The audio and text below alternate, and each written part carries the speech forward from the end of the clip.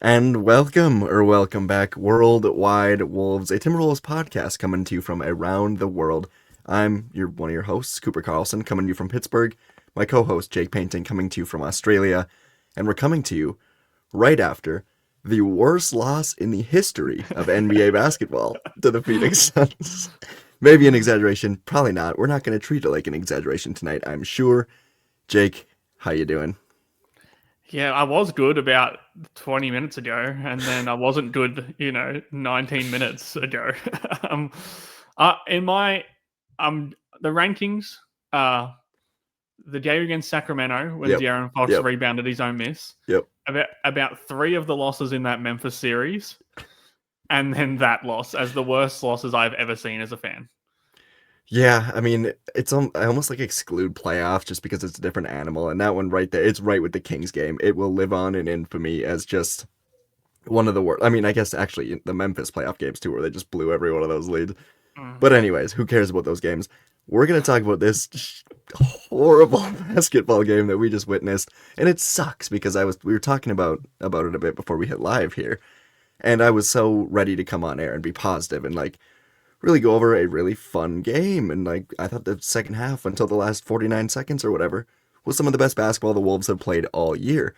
Mm-hmm. And maybe in the second half of this episode we'll get to a lot of those positives. But I think we're going to start off and really dive in on just what went wrong and what led up to that complete collapse because it was historic. I don't have the stats on it yet of like, ESPN's going to post teams are now 1 in 1 billion when this scenario happens soon. That's gonna be really cool.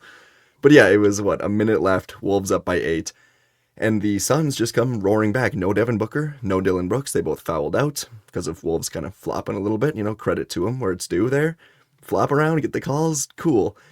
And then karma came back to bite him in the ass as the Suns, led by Gillespie, who looks like Steph Curry against this team, managed to just run around, score on him, and they were just the better team down the stretch. Wolves completely pissed this game away. Anthony Edwards, Julius Randle, turning it over, missing free throws. We're going to get to a lot of takeaways, but just broadly, I'm extremely frustrated. So, yeah, where are you at? What sticks out the most to you right now? Yeah, it's just a frustrating loss because, like you said, like it was fun to see them come back and play really well in the second half. They needed that win, really badly against the team that was above 500. It's just this podcast is deja vu. It's just a repeat of what we did last Yeah, week now. yeah.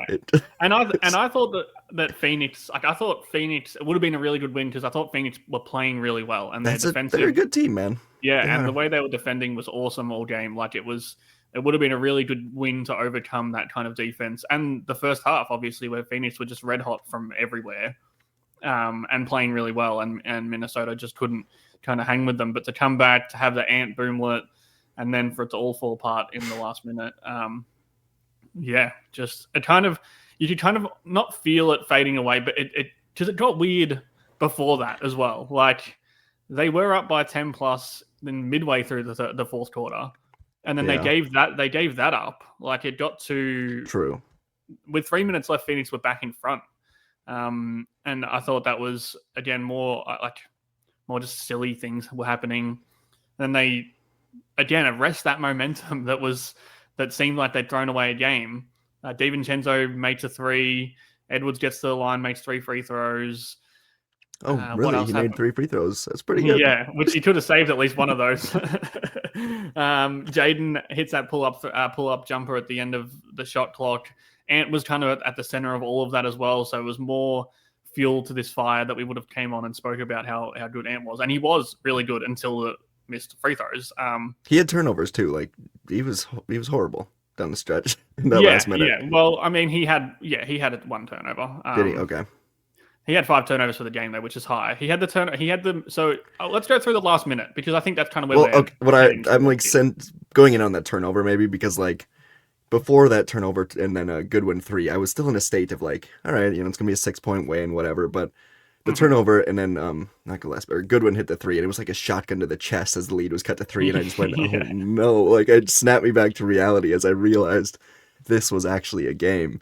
And so So that one hurt. Yeah. this last minute, DiVincenzo makes 2 free throws to put them up by 8 with a minute and 9 seconds left. A technical free throw Um, too, right? Or was that earlier? no, that was earlier. So Okay, yeah. I'm So all he makes jumbled two. up. Yeah, he makes two free throws. Brooks misses a three, and you could probably blame this on Ant as well. Ant and O'Neal kind of neither of them try and box out for an offensive rebound. They both just like go up for an offensive rebound.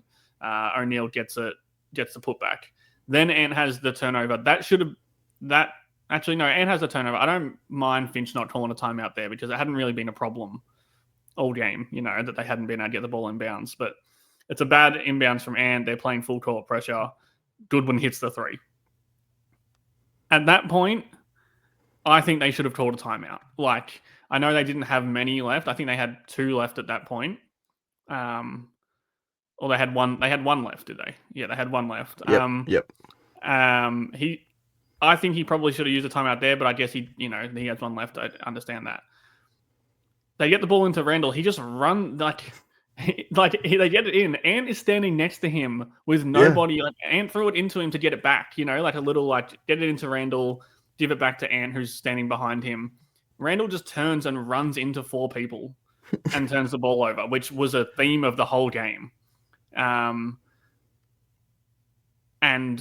Brooks gets a steal. Goodwin gets a layup. Now it's 1 point game. They get it in again. Randall turns it over again. The same thing. Just They have a running timeout at this moment, right? Like they have a timeout still. No, they have a timeout. Yeah, because Brooks is still in the game. Yep. Yeah, they have one in their pocket. They get it into Randall again. He just runs into pressure and turns the ball over. Like it's different to when they kind of you get trapped in the corner and you have the ball. You can't get rid of the ball. Like this was like he could have held it for a few seconds. Yeah, knocked away while driving. He just tried to run into pressure. Goodwin gets the steal. They miss the shot. This is when the Brooks offensive foul flop weird thing happens. So they got the steal and like almost they tried to hit a layup, which McDaniels blocked. Would have gone out of bounds, Sun's ball, but Brooks like tackled Julius. Kind of, it was really weird. Maybe a flop, but still, a weird possession. That was Brooks's karma for that offensive foul earlier in the game on Conley. Oh my god, yeah. So they call it at this point. They call a timeout during the 3-minute review, which I know is to get the ball to advance the ball. So that makes sense, kind of. But it's like, I don't know, man. You could have drawn up a play at the baseline, like when you know. But even like the inbound play on the sideline it didn't look good at all. Like it was a rough pass to Ant on the other side of the court. He could barely get it over. It was just a mess, even with the timeout. Yeah, so you could have called up. You could have should have just drawn up an inbounds play from the baseline to save yourself a timeout. Ant misses 2 free throws, gets fouled, misses 2 free throws. Like obviously that's I think the Ant thing was like a choke and not a bad game. You know what I mean? Like he had a really good game. It was a great game. I was ready to come on here and be like the Anthony Edwards demise was greatly exaggerated, but this game was only a game because of Anthony Edwards. Yeah. But then he choked it at the end. And then he misses the 2 free throws, timeout Phoenix. They don't put Jalen Clark in the game, which is just befuddling. Like, is it? There's no reason. I mean, it's maybe because they didn't want him on offense for the final possession. Yeah, I guess, but it's like that would have been the reason. Yeah, that would have been the reason for sure. But the main objective is to get a stop. They also switched McDaniels off Gillespie on purpose for DiVincenzo, who would have been the one sitting on the bench, I'm guessing, for Clark. Suns probably figured that one out. Yep. Yeah, you don't guarantee a stop there, but you increase your chances for sure. And then they don't have a timeout, to end the game. Again, if we're nitpicking here, I mean, get the ball to Anthony Edwards, dude. Like, why is on the last play?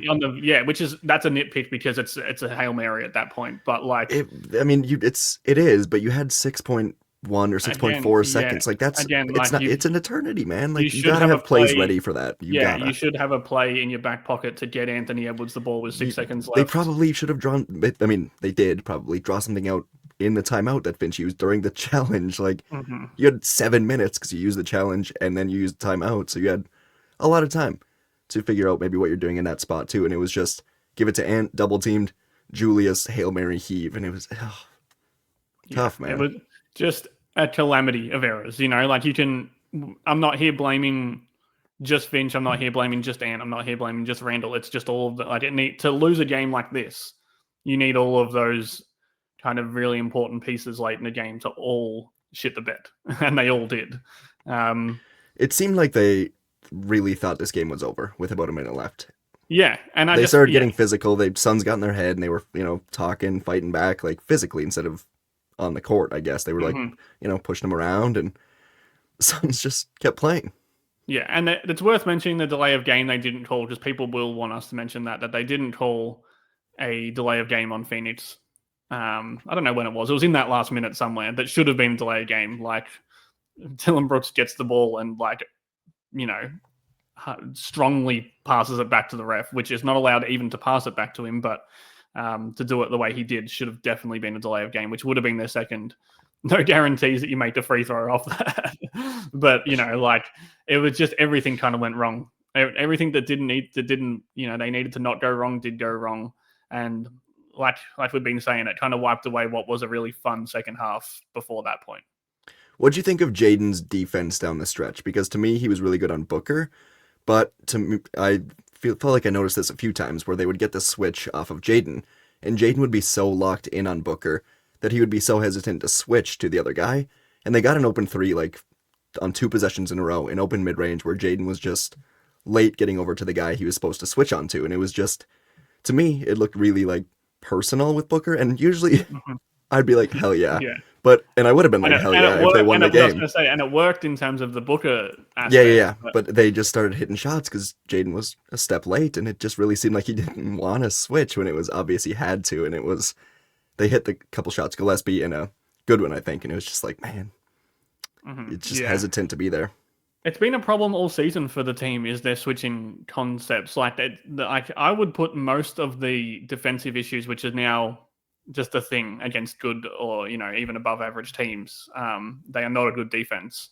I would put a lot of that on the fact that they just seem to blow switches a ton. Like, Randall, I would say, is the worst culprit for it, where he comes up to switch when they're like, he wants to soft switch. Jaden wants to fight over the screen. They both end up on, Booker, for an example, in this position, and then someone's open for a three, because neither of them really wanted to go to the other guy. Like, both, like, Randall wants to switch. It's not always Randall. Even Chenzo's bad at it as well. Like, Ant's bad at it.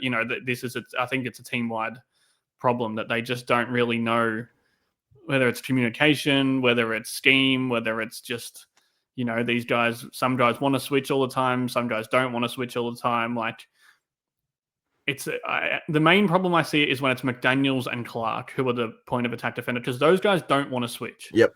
Like, they want to back themselves in to fight over a screen, and then the other guy will very willingly, like, take the switch. We'll come up a few extra feet to take the switch, and exactly. It's Jaden and Clark both. They have to peel off late to try and get to a shooter, and it's often an open three. So, yeah, I agree with you on the point in general, though, that McDaniels, I think he was a bit confused with the switching, and I think kind of it cost him a few times, because in his mind it did seem like it was, he's taking out Booker, and just leave me alone to let me do my job. Exactly. There were a few times where it ended up being Randall down the stretch, like maybe throughout the game, Nas, but like down the stretch, Randall on Booker, and Jaden was still like he's still hanging around him. It's just like, dude, he's open. There's 2 guys wide open from 3 right now, and they were that got to me before the collapse, but I was still thinking.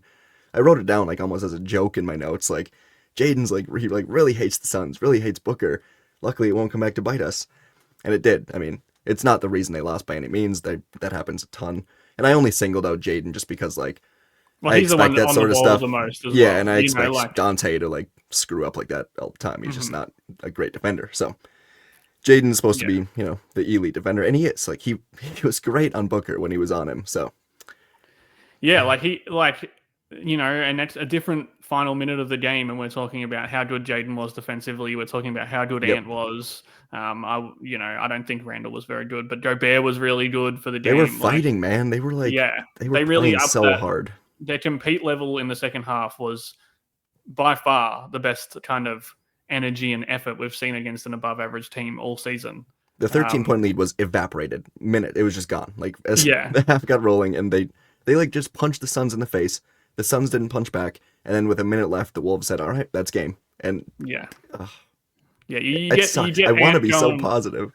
You get Ant going off, and you get the team playing good defense, for a prolonged kind of at least one quarter stretch, then this team will win games. Like that's a recipe to win games, especially when Ant is playing as well as he was in that second half. But you know, it's just like it's one of those things. Like we keep saying, it's kind of the theme of the podcast is you can keep coming back to these good things, but they're not really going to stand the test of time because of how bad the final minute was. Yeah, and I guess we can, if we have stuff, I suppose we can try to bend into some more structured stuff in this podcast because initially I thought coming in we'd just go at it, and we did take on the Suns. But I do want to mention this. This is something I wanted to bring up. The first three games, the starting lineup, first three games that they were all together against teams that were above 500, net rating was negative. Today, against a team over 500, the Wolves' net rating, starting five, was 22.7 in the positive direction. So it's a good sign. I think the starting unit is gelling together more, especially in that second half. Like I really did like it. Mm-hmm. Again, exclude the minute from pretty much everything. I'm like the final minute from a lot of what Yeah. I'm saying here. Well, I think we can analyze the rest of the game Yeah. and have that 1 minute of a calamity and kind of separate them, knowing full well that the 1 minute is more important to the result of this Yes. game. But there was 47 minutes that are worth analyzing too. Yep. And just I really focused in on that. Like the Wolves came out today, and I thought they at least started the game pretty well. They were tied for the most part, and I don't know. The Suns came out with a lot better energy, and as the second quarter came to a close, it was like it's not looking great. Looks like they're going to drop this one again. But as we mentioned, came out in the third quarter, punched the Suns in the face. Energy was terrific. Defense was terrific. They ran, man. Like the Suns were running a lot more in the first half, and I thought the Wolves countered that really nicely. Fast break points seemed to swing the other way, and Booker, like they really played much better on him in the second half, and the starting lineup as a whole, I thought just gelled really nicely together. Again, 18 minutes total, 22.7 net rating, 138.5 offensive rating, and that's with Gobert on the court. Like the whole thing is, can you just be serviceable offensively with Gobert out there? But if this offense can be anything really close to that with Gobert in that starting five, and the defense is going to be, wasn't excellent tonight, but just it's going to be good as long as Gobert's on the floor. So I was happy to see that trend reverse. It was more of a tale of two halves, or Absolutely. a half, and minus that 1 minute, like in terms I of know. defense. There was like 8 chapters to this game. It's so hard to like sort out. Yeah, Man. I thought their defense was it was bad in the first half, but it was also that Phoenix were just playing really well. They were playing really hard. It was a very clear, like, this team isn't used to playing teams who play really hard and also have good players. Like, it felt like that in the first half. It was almost like the Wolves came out expecting the Suns that they played, in the last couple of years, and it's just not even close to the same team. I mean, Dylan Brooks is like the captain of that team right now. Obviously Booker, but like Brooks is all over the place, man. Like he wherever he goes, he's a hell of a player. Like you got it. Wherever he goes. Dylan Brooks on the Wolves would be a cool thing, even though he is very annoying. Like, he's the type, he does win games. Like he helps franchises kind of pull themselves out of the mire. So they love him over there. How could you not? Like, he's fun. Yeah. So, but then that second half, I think you saw Minnesota kind of wake up out of this bad team funk that they've been in lately, and bring the type of energy that a game like this demands, and a game and against better teams than Phoenix, it will demand even more. And we saw that they're capable of that. Obviously, Ant leading the charge offensively, but I thought Ant was great defensively and on the boards. I thought Gobert really stepped up defensively after a pretty bad first half. McDaniels was great the whole game defensively. And even DiVincenzo, who I thought had a really rough kind of first half offensively. Like he just couldn't get his shots to fall, couldn't really get involved in the offense, even when he was working hard to get shots. Weird. Like the ball just wasn't really finding him. He was really good in the second half, both as a shooter. I mean, he shot 2 of 7 from 3, but they were both in the second half. Both fourth quarter, right? I think fourth quarter. Yeah, fourth quarter, and both felt really big. Like they felt like backbreakers. Free throws too. Yep. Yeah, he was really good down the stretch. Like apart from that final possession where he got burnt so easily by Gillespie, and it should have been Jalen Clark, but that's again we're going back Is into that, Gillespie off the ball just like literally the greatest? Like he was getting wide open Yeah. constantly. I don't. What the hell, man? And he's been good this season, Gillespie. Not that good, but like he has been a good player for them. So it just kind of, sometimes a role player has a night like that, and you've got to be able to weather that storm. Which Minnesota, I mean, the second half they kind of shut him out of the game, Gillespie, because he was so good in the first half, and Yeah. then he didn't do anything for like 22 minutes of the second half, and then he was awesome in that final 2 minutes. The Suns in the second half, I was like, this team is a completely different team. Like this is not even Yeah. close to what I just watched. The Wolves, shout out to Fitch, shout out to the team, whatever they said in the locker room, these adjustments, the way they're running and just playing. I loved it. I was so excited to get on here and just be like, that was the best half of basketball all season. And it was for And 23 minutes. the funny thing about Finch as well is two of the coolest moments of the game was him calling the timeouts during the 50-50, like scrapping balls. Especially that last one when the bench went nuts, Randall got on the floor and they called a timeout. And they really, really could have used that timeout that he called. And it's not his fault because it was a Yeah. good timeout, like they Yeah, you're up saved the by a few, possession. you Yeah, got to call it. Yeah, they saved the possession. And I think they scored as well coming out of the timeout. So it was like, it worked perfectly. But then, you get to that last minute and having two timeouts, they might have won that game. So yeah, it was just, it all just kind of coalesced to become the worst finish ever. Other themes of the game, I thought, again, the bench is a problem. Like, it's just a problem at the moment. Like, if Naz Reid isn't scoring 20 points, they are kind of just hopeless. Like Naz wasn't terrible in this game. His numbers, he had 9 points, 2 boards, 2 assists, 2 steals, 2 blocks. So it's not like the worst stat line you've ever seen. It's not the best, obviously, but unfortunately, they literally, like you said, need a ton from their bench player. Yeah, which is it's unrealistic. Like he is making $20 million a year now, but still. Yeah, and like you do expect more from Naz, so it's not. This is not to absolve Naz. I thought he was like okay when they needed him to be good, but then if Naz isn't good, they're just not getting that much else from the bench. Like Conley was terrible in this game, like truly awful. I thought he was. They hunted him. There was clearly a game plan that while Mike's on the court, he's coming into every ball screen. Even more than Rob when Rob was out there. Like it was like a really Mike focused team that Phoenix were, and he didn't handle any of it very well. He got blown by at least 4 different times that I have in my memory, all for points. Shot 1 of 4. Did hit a big 3 in the last quarter maybe or in the third quarter, but a 3 that felt important. But yeah, he just didn't give you anything really. Like so that's 14 minutes there that didn't add anything to the team. Clark plays 8 minutes. That's stupid. I'm so like I know he didn't play very well. He had a weird possession in the first half, Jalen Clark, where he was in the corner. His man came off him to double Ant, and Ant passed to Clark, and he kind of turned down the semi-open 3. And I think he might have turned it over, or he like tried to pass back to Ant, and there was 4 seconds left on the shot clock, and like Ant had to throw up like a grenade kind of 3. He didn't play again in the first half after that. That was 2 minutes in. He had a 2 minute stint, didn't play again for the first half.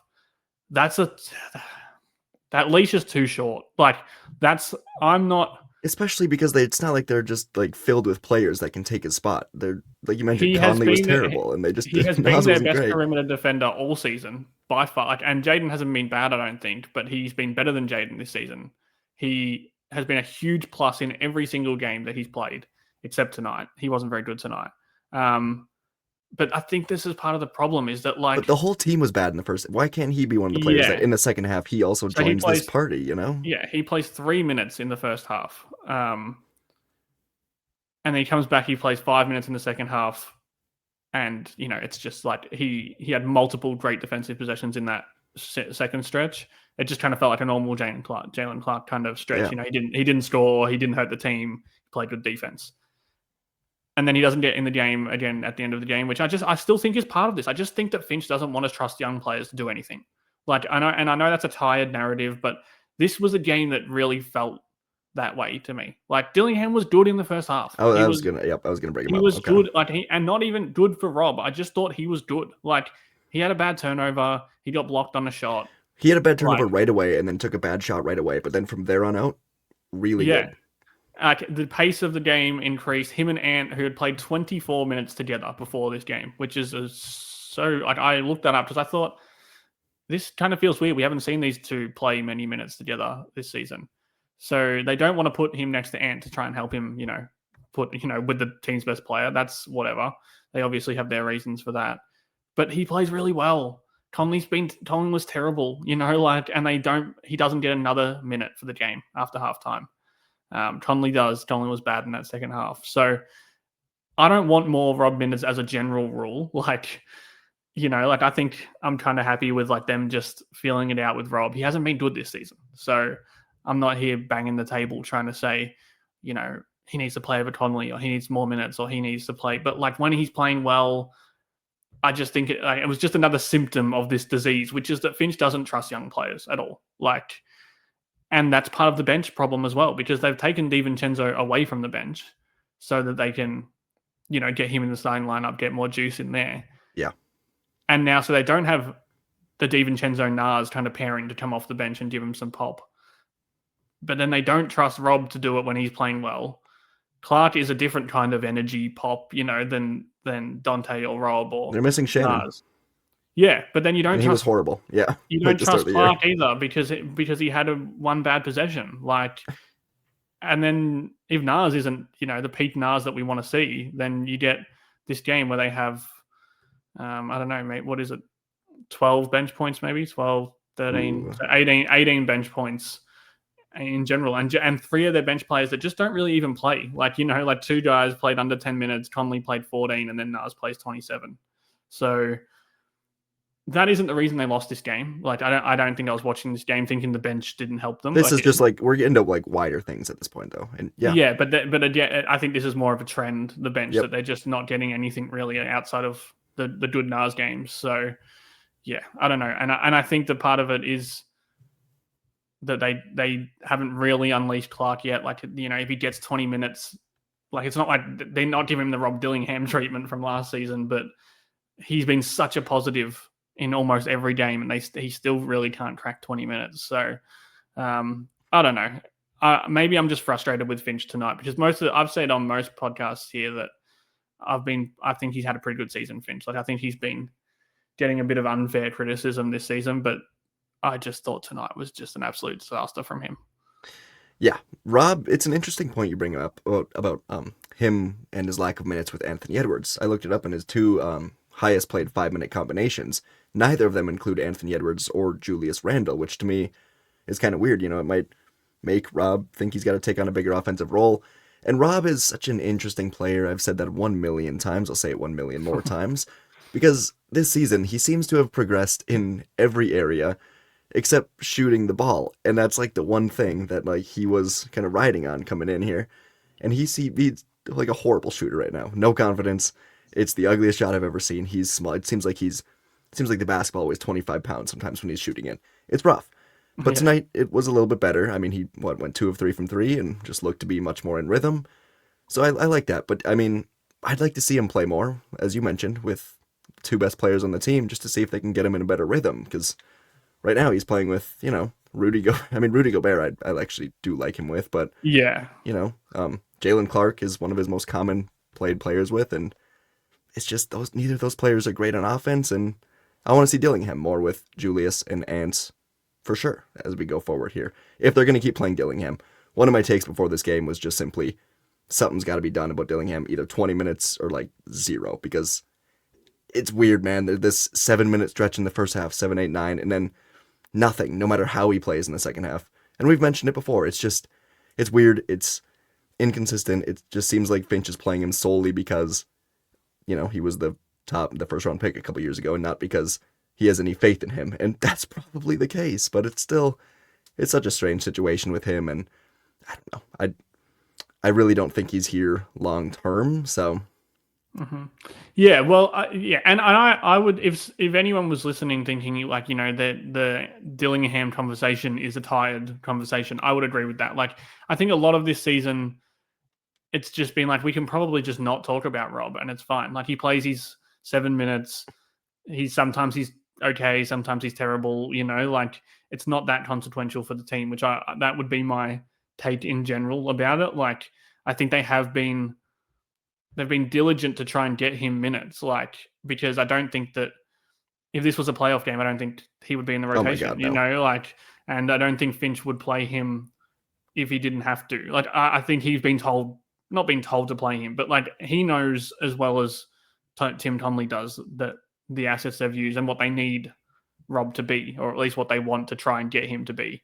So I think he's been playing him like one bad stretch in the first half, and sometimes two. There's been games where he has played in the second half where he really didn't get there on merit. Like he's had a bad first half and they still have played him. I thought that has been enough from Finch for me to be like, you know what, fair enough. Like you're not going to give him 20 minutes, but if you give him 2 4-minute stretches, like I don't think that's giving him enough time to get a rhythm, but he's not playing well enough to justify, giving him minutes down the stretch, minutes in the clutch, 15, 18 minutes a game. I mean, my thing is really like, I think this guy's included in a trade eventually, and the more they play him in this weird role, the more that value decreases. So I'm in such a weird place with Rob on it. And I get it. The conversation's tired.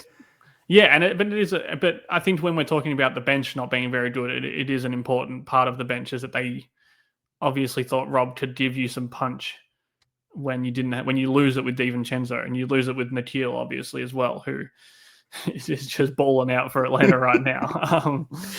But yeah, it's just like, I think the conversation is an important one on a night like tonight, I thought. And this doesn't pertain to the end of the game because neither Conley or Dillingham should or would have been in at the end of this game, no matter what the situation was with either of those guys. But I don't know. He has a 9-minute stretch in the first half, which is a long stretch for Finch to give him because he was playing well. But then it was just like I kept waiting for him to get back in. Yeah, I thought he could. And the problem is they don't want to just cut Conley's minutes. Like I thought in a game like tonight they would, like on merit, which is very rare this season. On merit, I thought he should have played and Conley should have been benched for the rest of the game, which I think is normally not the case. Because I actually think Conley's been all right in the bench role. What is he playing on he played 14 tonight. What's he getting on the year? Maybe, well, he started a few games. I would say maybe in the low 20s still. Let's see. Sorry, great podcasting here as I find this. 20.6. He played 14. I mean, they definitely did bench him at one point when you were on Twitter being like, they got to bench this guy. Like, yeah. Well, that they had a stretch in that first half where it was just like everything that was going bad was Conley for like 3 minutes straight. Like he had a layup and he passed it to Gobert at the 3-point line because he can't shoot a layup or a floater. And I think that was like Finch got up off his chair at that one and subbed him out. So I don't think this is like it's not a huge criticism really for Finch because it's a tough situation to be in. But if I am critical, I'm critical on the Clark stuff. I think Clark should be playing 25 minutes a game. I think Clark should be playing, but to get there, you'd have to remove Rob or Mike from the rotation. And that's the problem.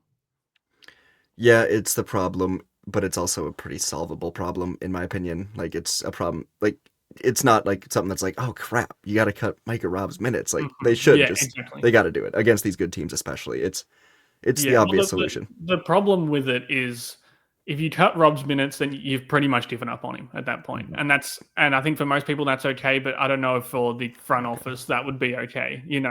They just cut the just make the and make, if you make a deal. And if you cut Conley's minutes, like you're getting worse play because I think in the aggregate, Rob is worse than Conley on a night-to-night basis. So, whatever decision you make there, I think is like a weird indictment on one of those two players. And I think they're trying to, straddle the line of not completely nixing Conley from existence. Like if he was out of a rotation now, he might just not ever be in one again. Right. And they don't want to, 86 Dillingham either out of the rotation because that would be them admitting their own failures in terms of, and it would also, if they still do believe in Dillingham, which we might not, or fans might not, but if the front office does, then they're not going to want Finch to just not play him at all again, So, but the only way you get Clark, who is clearly, I don't know, maybe I'm just I'm on the Jalen Clark kind of bandwagon here, is that I don't see how this team is good if he doesn't play way more minutes than he usually does. Yeah, and just like I'm just staying like I'm with Clark and Rob here kind of in tandem and just like the cutting Rob's minutes. It's not that I'm just like out on Rob as a career player when he, that he can never be good, but this team is legitimately trying to win this year. Back-to-back Western Conference, and no matter what we may think of like this team isn't, built to beat the Thunder or whatever, they want to. Like they're striving to do that goal.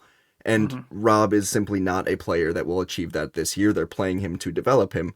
Hopefully in like by year 4, he's the type of player that can be a solid enough player even off the bench, and it's not there right now. And so I'm sitting here harping that like they're gonna have to move off this guy because he doesn't fit whatever this team's timeline is, in my opinion, really at all. So it is weird to, because he's getting thrown in there and it's not working. So I'm with you. Clark needs to play Yeah. more.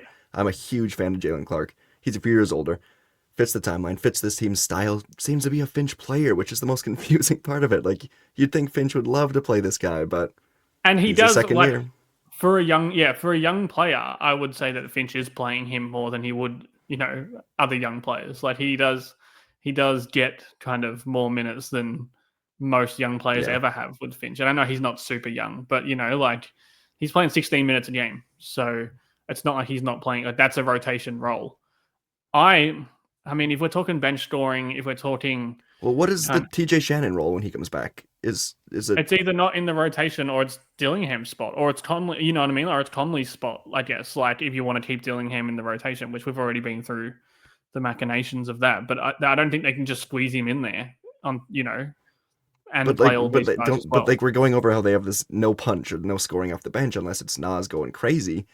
How do you not fit TJ Shannon in there? Because when he's playing like we saw last year, he is that type of scoring punch. And Mm-hmm. again, he was horrible to start the year, but I don't know. He's a second year guy playing his first ever season where he's going to be getting legit minutes. It's okay that he started a bit rough.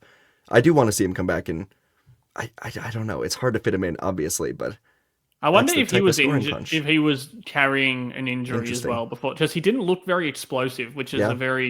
which kind of struck me when we were watching him early in the season that he was obviously struggling with some things that aren't to do with explosiveness and athleticism, just in terms of getting a feel of the game in a regular rotation role. But there was just some possessions where I just thought he just doesn't look like the most athletic guy on the court, which he kind of always has before that.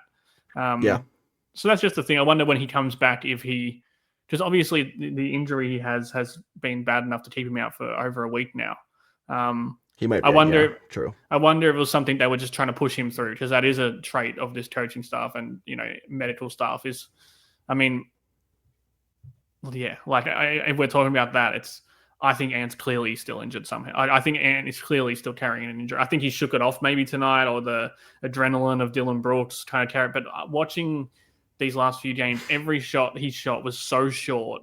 He had no lift on his jumper at all. He was struggling in that Wizards game to get up and down the court, and not in a, you can call it lazy if you want, but like it was when he was running, he was just like not fast at all, I you mean, know? even yeah, if he's at even like 75%, which if you're Yeah. asking, he probably shouldn't be playing, but it's probably like in the back of your mind with every jump shot you take or every sprint down the court. It's like Mm-hmm. if I go too hard, if I take a wrong step, I don't want. I'm not a doctor. I don't know anything about Yeah, this, but it's exactly. probably I'm like just my hamstring speculating. might Yeah. get hurt here if I make even a Yeah, and slightly wrong move. It's in he your had the mind. back spasms early in the season as well, like that. And it just felt like the last few games he's just like been sluggish. So and that might just be that he was good enough to play, so they're playing him. It might be with TJ that he was good enough to play early in the season, so they were playing him, and then progressively got worse, or it just has kind of been hampering him too much, where they thought we need to sit him for a week. So really, to put a cap on this is the question. Like I can distill, I think, all of this Clark, Dillingham, Conley, TJ down to one question. Do you want to develop Rob Dillingham, or do you want to play Mike Conley? I think if you take a simple yes or no to either of those, you can solve all of these problems. Not solve the whole bench problem, but solve the whole conundrum of the minutes. Like, you stop playing Conley and you keep playing Dillingham. You don't need to play Dillingham more, but you keep playing Dillingham, whatever, 8 to 12 minutes a game or less. You've got all of Conley's minutes. You can give them to You can give them to Clark and you can give them to TJ. Or you can give all of Rob's minutes to Clark and TJ, whichever way you want to break that up. And that would end up being like an 8-man rotation if you like kick both those guys out, right? Like, which they're not going to do. Well, yeah, you can't kick both of them out because you do need a second point guard. Okay. Like, you know what I'm like with the point guard with Ant, but you do need a backup one. Yeah, okay. But I think you can solve everyone's minutes, like this weird bench thing they've got going on, if you just take Rob or Clark or Conley out of the rotation. And what do you do? What would you do? I don't know, man. I don't know. Because I think Conley's better than Dillingham. Me too. I would include Rob in a trade for a guard. I think they do. Yeah, and I think they do need Conley. Like, I think he's been pretty good for the last 2 weeks, and maybe that's. And I would say that every time they play a good team, much like Gobert, Conley's bad in every one of those games. Like, that's a thing now. He just cannot compete with good teams anymore. So, part of me honestly thinks I would just probably play Dillingham 10 minutes. Like, I just play in the same minutes you're playing him now, and try and get some more punch from TJ as a secondary ball handler. Maybe you shift the lineups around a little bit to get more Ant in the Dillingham lineups as well, so you can help him out a little bit. Like, you don't need to give him all of the point guard duties when he's out there. Randall is the same thing there. I don't know. It's it's a tired conversation. We've had it again, which is it's interesting. It's more interesting tonight even than ever. It seems it gets. I coined it, the most interesting player on the team in the offseason, and it's proven to be that way. It's the other option would be, and this is me going on the Jalen Clark bandwagon too much. Is you can't put DiVincenzo back in the box now, but I would have just put Clark in the starting lineup if Ant's going to play point guard. I just feel like it would be a weird kind of dynamic to send DiVincenzo back to the bench because he hasn't had a bad season. In fact, I think he's had a pretty good season. I get it. I raved about him last week, but off the bench, man, I love it. Yeah, it doesn't have to be, but I think Clark in that starting lineup, they probably lose a little bit of offensive juice, but when they're out there, it's McDaniels, Randall, and Jaden anyway. Their spacing won't be as good. I understand that. I still need to see Clark be a consistently bad 3-point shooter. He's a low volume 3-point shooter, and that's a problem. He's not spacing the floor because if you space the floor, people don't leave you alone to shoot threes. They don't care about him, and he's not going to shoot it that often when he gets the ball. But he shot 36%. He shot 43% last season. I want to see him be a really bad 3-point shooter before I call him a really bad 3-point shooter. He's a bad shooter in theory, but then you look at the stats, he's But he's every time he's ever played, he's always made enough threes to survive, but he doesn't shoot enough. That's the problem. DiVincenzo's shooting 10 threes a game or something. There's a big difference. So it's all push and pull. It's a weird roster construction. That's what the problem is here, is that the roster's constructed weird. So all of these things are issues, and every time you try and solve an issue, you create another one.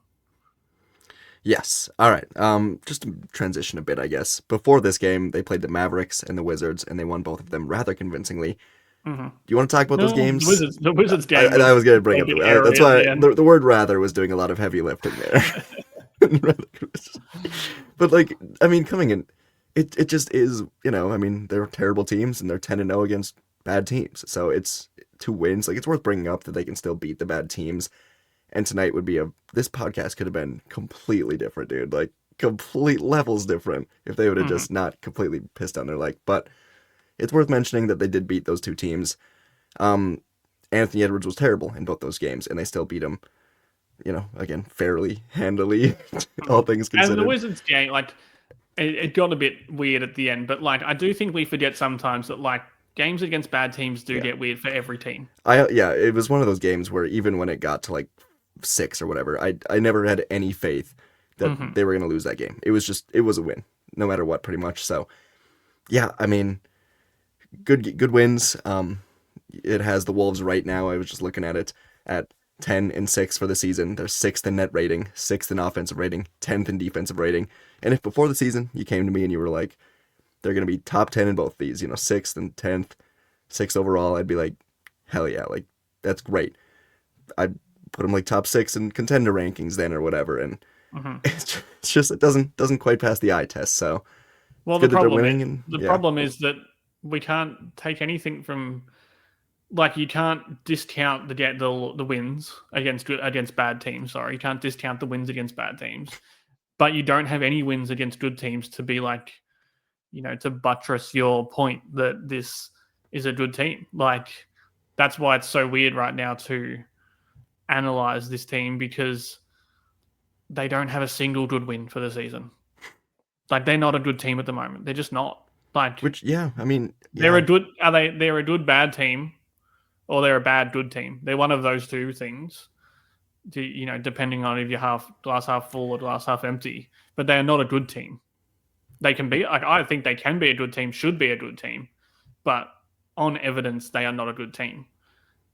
But so it's like, they've been the offensive rating against Denver. So I'm just going to go through some of these because I think this will maybe put some of it in perspective, just on the bad losses. So against Denver in the second game, the offensive rating is 110. That's 31st percentile for all games by all teams this season. 114 against Denver in the other game. That's 48th percentile. The Lakers, they're 63rd percentile offense both games. Against the Knicks, they're 66th percentile offense. So, is that a picture of what they were, like, they haven't had a really good offensive game against a good team. They were 29th percentile against Phoenix in this game. So it's like, I don't know, they haven't played a good offensive game yet. Not a really good one against good teams. But every time they play a bad team, they're like 90th percentile, 95th percentile. Like, their numbers are just so skewed by these wins over bad teams, which, Well, again, but neither of these trends will go on forever. So what breaks first? no, Do they, yeah. like what one of these bridges is going to collapse or whatever, or they Mhm. beat a good team. So like with the trends we're seeing, the numbers we're seeing, it's not like they're 15th net rating with all these losing to good teams. So Yeah. the positive you look at it could be they're crushing these bad teams, pretty consistently, so good that it should eventually turn a corner as they. I don't want to say continuity. I don't want to say gel more because that was supposed to happen already. But it's a new starting lineup. Anthony Edwards sucked for a little bit. He was hurt. I am a little bit on the positive side here as we're 16 games in, and just that there are signs that maybe eventually they turn it around, and they're probably going to get smoked by OKC this week, killed, and it's going to be really hard to watch. Yeah. Or this the weird confusing thing ass is, team wins. I don't know. But the weird thing with the net ratings and just like their standing in the league is normally when a team is like the Wolves are, where they're beating bad teams and they can't beat good teams, which does happen. I think Memphis was like this last season at the start of the season. Like, every year there's a team who kind of can't figure out, like, who can't get a good win on the board. The difference is usually their wins over bad teams are like normal wins, The problem with the Wolves is they're winning these games by 30 points, or they're up by 30 points when it gets to garbage time. Right. Like, they're blowing out these teams. So it's skewing so far in one direction, and then they can't beat it. Like, it's just, there's no middle ground. We said last week it would have been that this felt like an important game against Phoenix because it was the first time they played a team that wasn't like really good. It was the only game I cared about this week. Like, ugh. Yeah, and it wasn't a game against Denver or New York, who have both been, I mean, Lakers or whatever, but that was a weird kind of, one of the games had no one playing. But this was the first game against a team that was just like good or playing well, or at least in the same, those bracket. Yeah, you'll see the graphics on Twitter with the 4 quadrants, and the Wolves and the Suns are like plastered together, and like, no, it's just like, ugh. Like, the Suns are going to be and somewhere it came down between to like exactly that.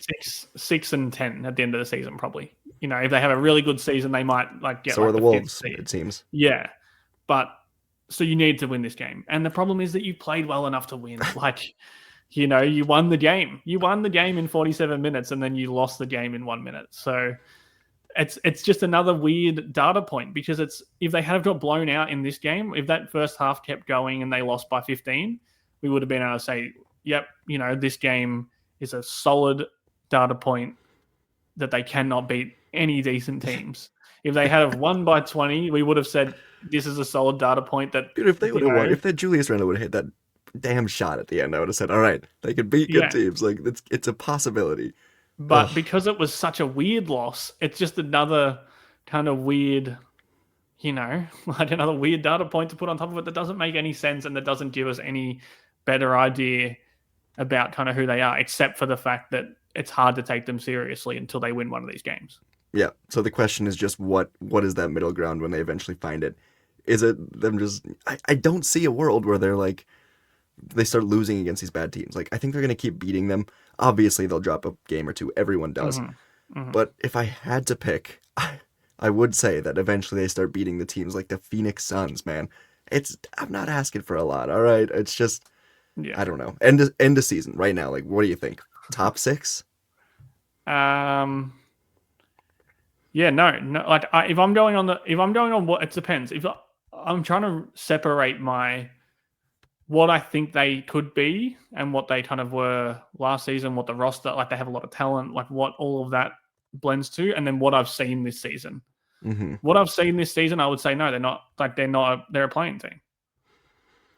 Yeah, Until they have one good win, one the number, I cannot say that they're going to be in the top 6. They shouldn't. They don't deserve to be in that conversation yet, but they can be. It's not a team where I'm like, yeah.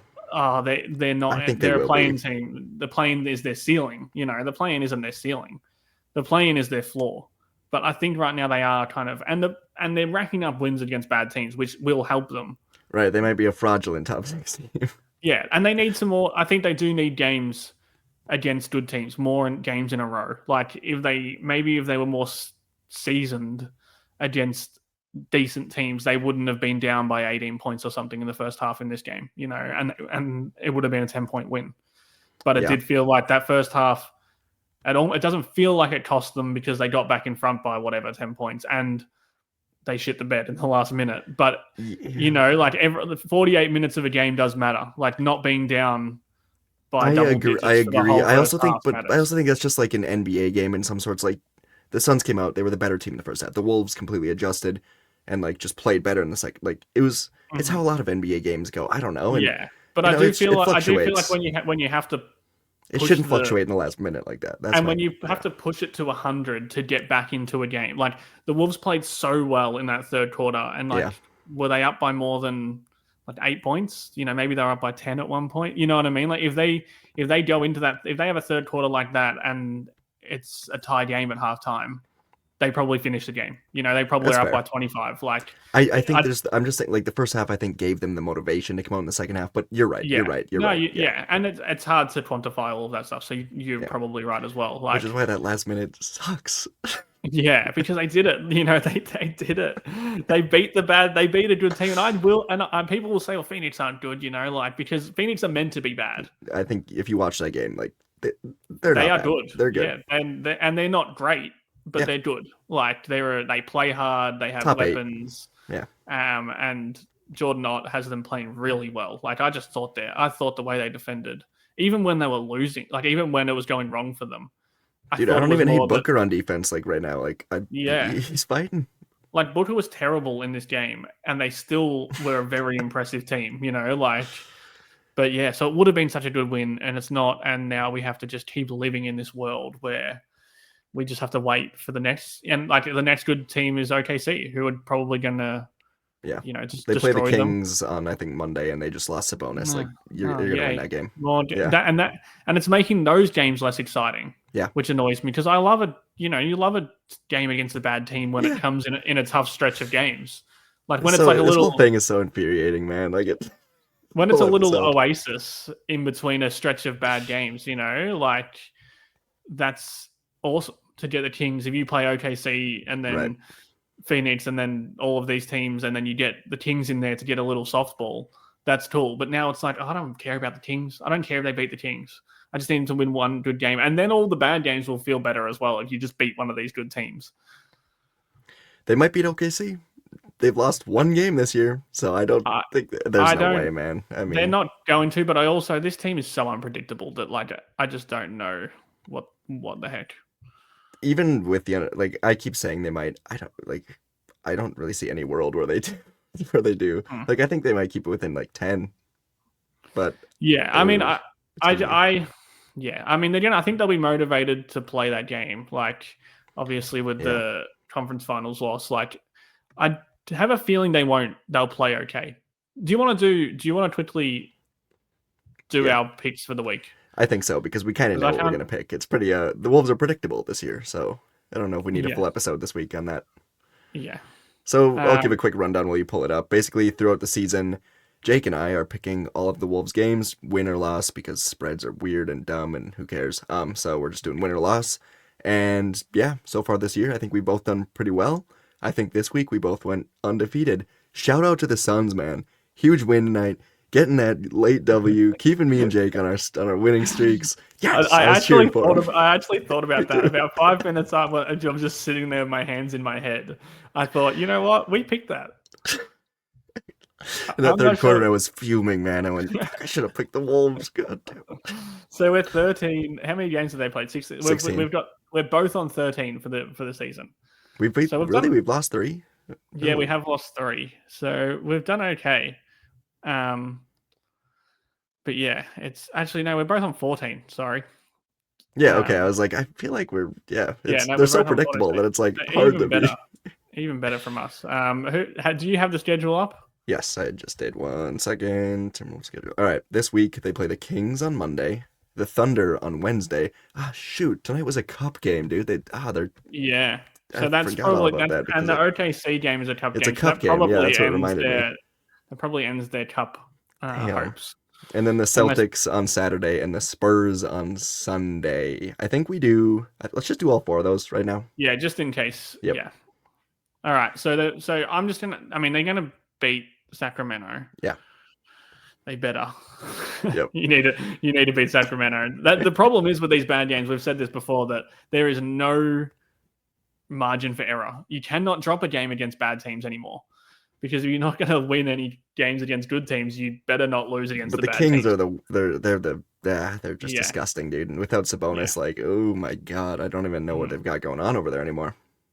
I think they'll lose against OKC, which Ooh, again, is that a spoiler there? You spoil your and next pick? and these aren't bad. The problem with this one and the problem with the OKC, presumed loss and the Denver loss last week is that they're not bad losses. Like it's not a bad thing to lose but because Yeah. they can't beat one of them, it feels like a really bad loss. Yeah, because they're just clawing at it desperately. Yeah, And man, yeah. and I thought the desperation was going to push them to a win tonight. Should we bring up the Yeah. Suns game again? Maybe we should rehash that one. Oh god. All right. Celtics after that. This is a tough one. It's at home. It's a marquee opponent weekend. It'll be a full crowd. I'm going win. I'm going win against the Celtics. What? What's their record? Tell me why first. Let me have a look at the Celtics. They're 11th in the East. They're 8-8. Mainly because they're not very impressive. Everyone on the Celtics seems to be having a bit of a down year all around. Like without Tatum, Tatum, you can hate on him as much as you want. It's a ringing he ties endorsement. the team together. Yeah, it's a ringing endorsement for Tatum this season. Yeah, it truly is. Like they're just not that impressive. Derek White and Jaylen Brown, I like a lot. Derek White on this team would be friggin' awesome, I think. But I mean, I just think the Wolves out talent them, and when they've out talented opponents this year, they beat them. They're gonna be at home. Again, it's Boston. I think they show up. I don't have a ton of analysis on this game. I really don't. It'd be nice for Boston to get another win in there so that they're because they're at what's their 500. record? Okay. So it'd be nice for them to get a win to go above 500. Yeah, right, dude. Then the Wolves will lose. I don't want that. They need the easiest they need the easiest above 500 win they can get. They play. I'm gonna call that fraudulent though on their next podcast if they pull that one out. It doesn't They count. play Orlando on Sunday, so that's an interesting team. Okay, that could be a fun game. But yeah, I'm gonna go with a loss. I think they're gonna lose. Really? Mainly because I think we need to predict something different. Okay, I'm gonna be at that game, so you're basically calling me personally. Yeah, I'm going a loss then, just because I want to see you. I don't want you to have any happiness in this World Coupe. What do you want for San Antonio? Who will not have Wemby and Castle? I think. Yeah, Castle's gonna be out too. It's a win. Yeah, it's a win. That would be a win. I'm pretty sure that would be a win over a 500 team. I think San Antonio will still be over 500 even if they lose. It feels dirty, man. These wins over the Celtics and Spurs if they're over 500. They need a dirty one though. They need one. The Oh Celtics play man, the Pistons as well before the Wolves, so they do they're have going to be two at games. least Yeah, 500, if not under 500. So yeah. they're Damn not it. winning both. What is it? Does it count if they win a game against a team who is 500? Only if you count the Portland win because they were 0-0. All right. Mm. Okay, I'm counting that then. I need something to cling on to They after got tonight, one man. win. I need something to cling on to. That game. I have Let's go. gotten Let's go way. rewatch the Portland game. Let's put it on the screen here and just I've gotten so much better at not letting basketball games ruin my day. In fact, it doesn't really happen at all anymore. Like, Same. especially you get on here, we talk about it. I can forget about it. That game is going to ruin my day. That, especially when I've got to make some content later about it. Like, it's just a really hard game. I mean, just because like I had so much stuff written down. I did so much like just research, fun looking up of stats this week, and I was like, I'm gonna bring it all. It's gonna be great, and it's all gone, man. It's all irrelevant. Doesn't matter. Yeah. I don't know. Like if they would have just lost it by like 4, and it was like a hard. I don't. It's just the way, man. It's the way. Yeah. Oh well. What are you gonna do? It's an all-time loss. It is an all-time. I haven't loss. checked any quotes tonight, but I don't like. They're just gonna say, shouldn't have Well, lost that one. I guess. there was no beat reporters in Phoenix. Oh, not one. So Okay. it's one of those where I think Finch has done his post game, obviously, but I think it's probably just softballs. Yeah, because it's freaking FanDuel Sports North, and yeah, okay. Anyways, that is what it is. Don't care. They'll ask him about it whenever, and I'm not gonna lie. I don't really care about answers from players all that much. They just say, No, and sometimes I feel for them because they don't want to answer questions. They just give the generic answers, and then that's Tonight would have been one where no, they probably wouldn't. They would have just said can't lose that game. Like I don't know. It would have been great if they won. They could have got quotes about how much they hate the Suns. Mm-hmm. Oh well. Make your free throws. Make your free throws, kids. Go and practice your free throws in the driveway.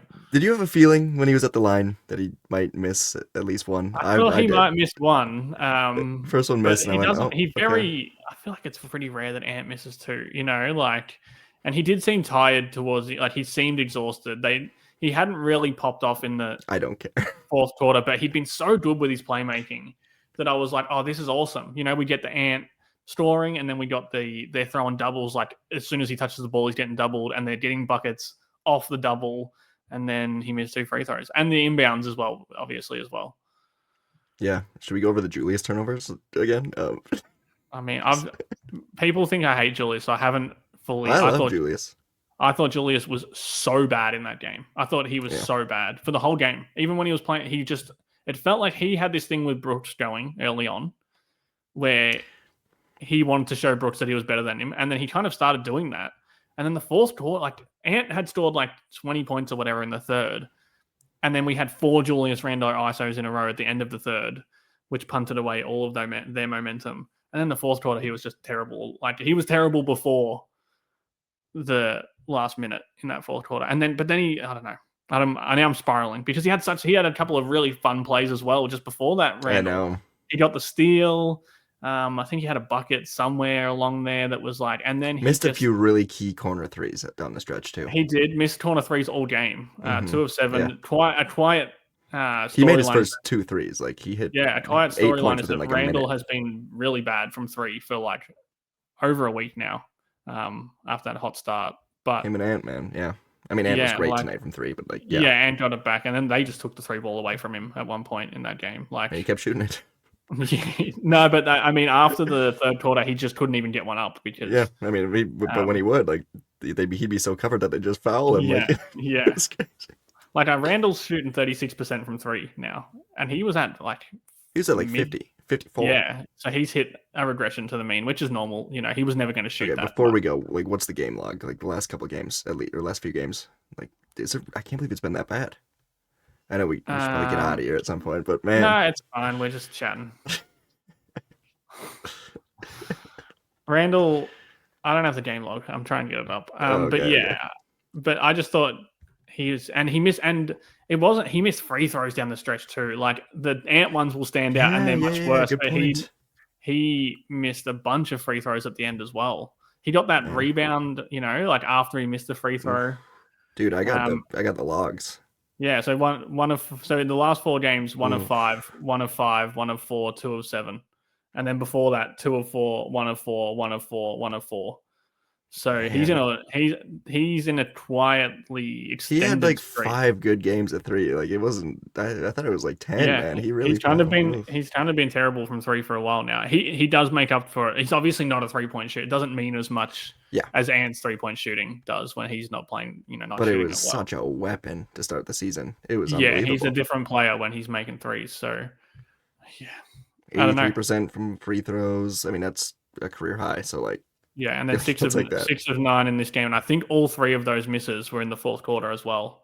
5 turnovers, 5 rebounds, 2 assists, rebounding as well. They got He's been killed on. so good, like with the turnovers this year, though. Like that's been such an improvement. Yeah, Probably, yeah. all of the things that he was bad at in this game have been things that he's usually been good at. Like he's been good with his free throws. He's been good with his turnovers, good as a playmaker and kind of racking up assists. Better rebounding lately as well. He was terrible on the glass. Again, most of the team was pretty bad on the glass tonight. But yeah, it just kind of all fell apart for everyone. So unfortunate. We're going to have to stop rehashing it at some point. But this is one that's going to stick kind of in the memory of a lot of fans for a long time, I think. Yeah, I mean, it was just unfortunate because it was a carbon copy of basically what we talked about last week. For Mm-hmm. it was the same 2 games where they played well, and then the one We game need where a they. win, man. We I need a win know on a weekend. A weekend we've, win, mate, dude. Oh is my all we god. ask for. I feel like it affects the views because like after a loss, people don't want to come check out us talking about the loss for an hour, and I don't blame them, man. Like, ugh, they just watched 2 hours of that misery, and now they get to come see us, be like, "Oh, that sucked, huh?" For like Yeah, an hour. Oh well. You got I'm any final done. words of wisdom for us before we get out of here? I hate this team All right. right now. Me and this team are in a toxic relationship right now.